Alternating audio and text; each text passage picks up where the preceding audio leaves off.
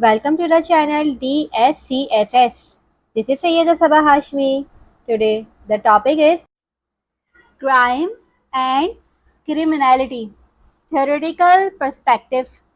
This section explores the various frameworks developed over time to explain the causes and nature of criminal behavior, from early speculative ideas to more systematic scientific theories. In this video, we will cover sociological theories.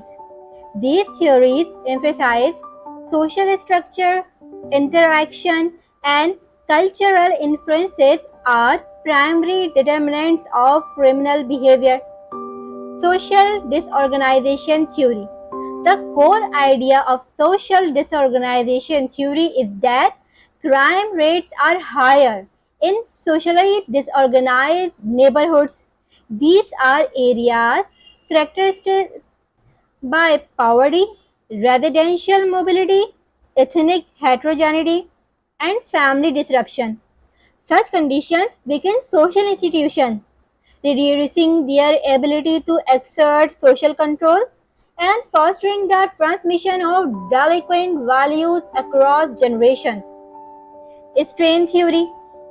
The core idea of strain theory is that crime results from a disjunction between culturally prescribed goals and the legitimate means available to achieve those goals. When individuals experience the strain or enemy, they may resort to deviant or criminal adaptations, where they accept goals but use illegitimate means. Later developments are that Robert Agnew developed general strain theory. General strain theory posits that strain or stress, particularly broader negative experiences, can lead to negative emotions like anger, frustration, and depression, which in turn can increase the likelihood of criminal behavior.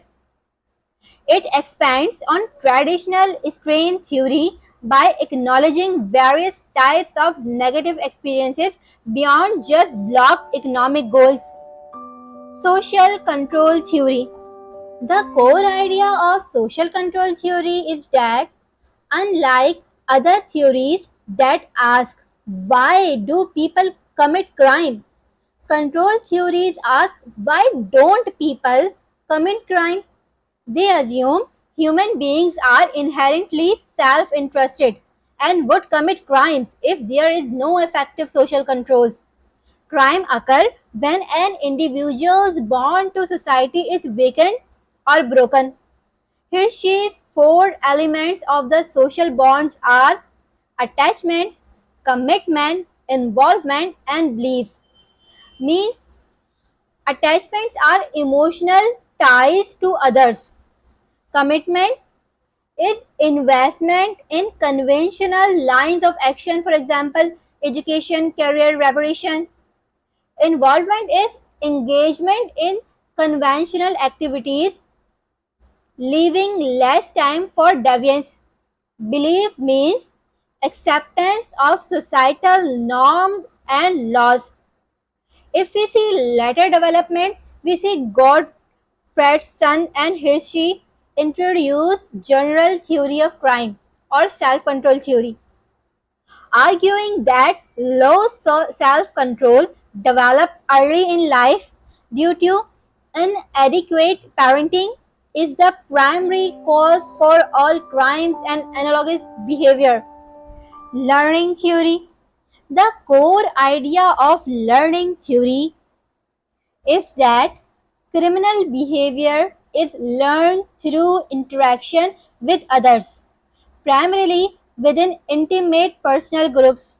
This learning includes techniques for committing crime as well as the motives, drives, rationalizations, and attitudes favorable to law violation.